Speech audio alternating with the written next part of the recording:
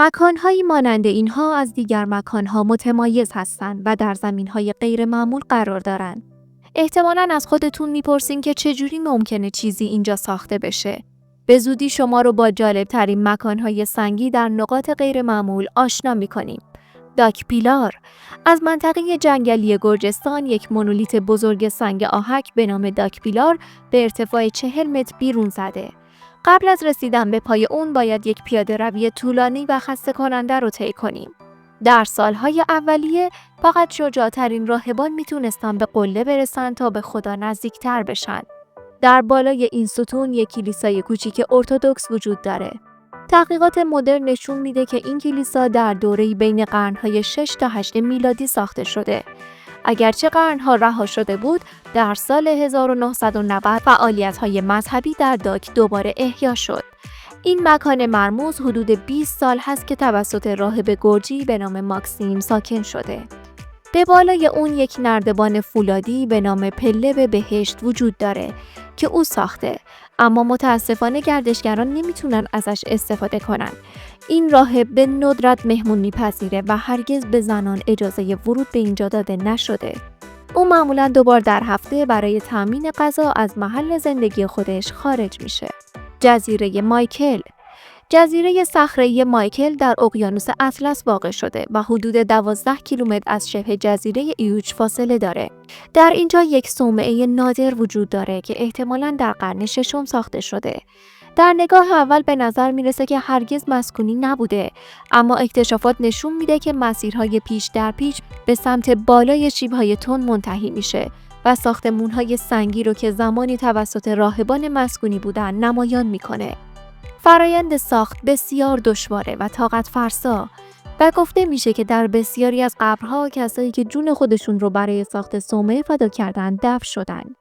احتمالاً شرایط آب و هوایی شدید در جزیره مثل طوفان‌های مکرر راهبان رو مجبور به نقل مکان به این سرزمین اصلی در قرن 10 کرد. در حال حاضر سفرهای بسیار کمی به جزیره انجام میشه و این تصمیم به منظور حفاظت از ویرانه‌ها اتخاذ شده. ابونای ماتاگو در منطقه تیگرای شمال اتیوپی، ابونای ماتاگو یکی از ساختارهای مونولیتی در کلیسای ارتدوکس اتیوپیه که در قرن 6 در یک دیواره سنگی کنده‌کاری شده. این کلیسا در ارتفاع تقریباً 2600 متری قرار داره و به همین دلیل به عنوان یکی از خطرناکترین کلیساها شناخته میشه. گفته میشه که ارتفاع فوق‌العاده این سازه بازدیدکنندگان رو به آسمان نزدیکتر میکنه. برای رسیدن به ورودی کلیسا، زائران ابتدا باید یک مسیر شیبدار و خطرناک رو بالا برن و سپس از یک پل چوبی باریک عبور کنن که در 2 طرف اون پرتگاه وجود داره. و بعد از اون باید یک صعود عمودی بر روی دیواره سنگی انجام بدن که هیچ کمکی برای ایمنی وجود نداره. پس از رسیدن به بالای کلیسا، دروازه‌های سنگین چوبی قابل مشاهده است. علاوه بر معماری، ابونای ماتاگو به خاطر نقاشی‌های دیواریش هم مشهوره که شخصیت‌هایی از عهد عتیق و جدید و همچنین شخصیت‌های تاریخی مرتبط با مسیحیت در اتیوپی رو به تصویر می‌کشه. این نقاشی‌ها تقریباً به طور دست نخورده حفظ شدن. سیجیریا که به عنوان صخره شیر هم شناخته میشه، یک سایت باستانشناسی در سریلانکاست که ویرانه‌های یک کاخ و قلعه باستانی رو در بالای یک صخره به ارتفاع 180 متر داره. این مکان از زمانهای پیش از تاریخی مسکونی بوده و در قرن 5 به عنوان پایتخت دولت سینونه انتخاب شده. از اون زمان سیجیریه به تدریج فراموش شده بود تا اینکه باستانشناسان بریتانیایی در سال 1828 اون رو کشف کردند. در سال 1982 این مکان در فهرست میراث جهانی یونسکو ثبت شد. از اون زمان تنها بخشی از ویرانه‌های ساختمان‌های قدیمی باقی مونده و پاهای شیر بزرگ که در سنگ کنده‌کاری شده بخشی از ورودی به اتاق‌های خصوصی پادشاه بوده.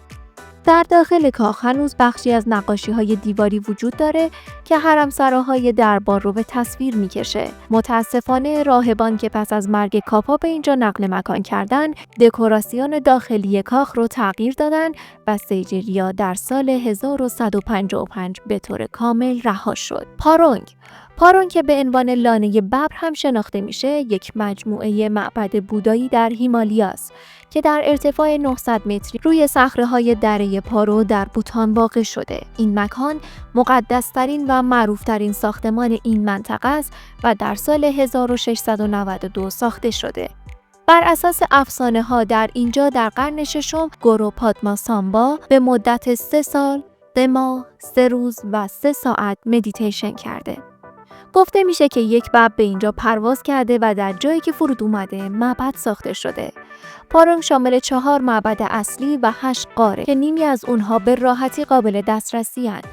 در این مجموعه میتونیم طناب‌هایی رو ببینیم که پرچم‌هایی به اون متصل شده و تعالیم بودا بر روی اونها نوشته شده. راه رسیدن به این مجموعه طولانی و پیچیده است و از طریق جنگل‌های کاخ میگذره. مسیر محبوب ترین اون بیش از 2 ساعت پیاده روی توی کوهستانه. کسایی که موفق به رسیدن به معابد میشن با مناظر باشکوهی از آبشار 100 متری پاداش میگیرن. متاسفانه در سال 1951 آتش سوزی اولی رخ داد که به صومعه آسیب زد و دیگری در سال 1998 ساختمان‌های اصلی رو نابود کرد و نقاشی‌های ارزشمند را از بین برد. از اون زمان ساختمان‌ها بازسازی و به حالت اولیه خودشون برگردونده شدند. پارونگ هنوز به عنوان یکی از مقدس‌ترین مکان‌ها در جهان شناخته میشه. کدوم یکی از این مکان‌ها بیشترین تاثیر رو روی شما گذاشت؟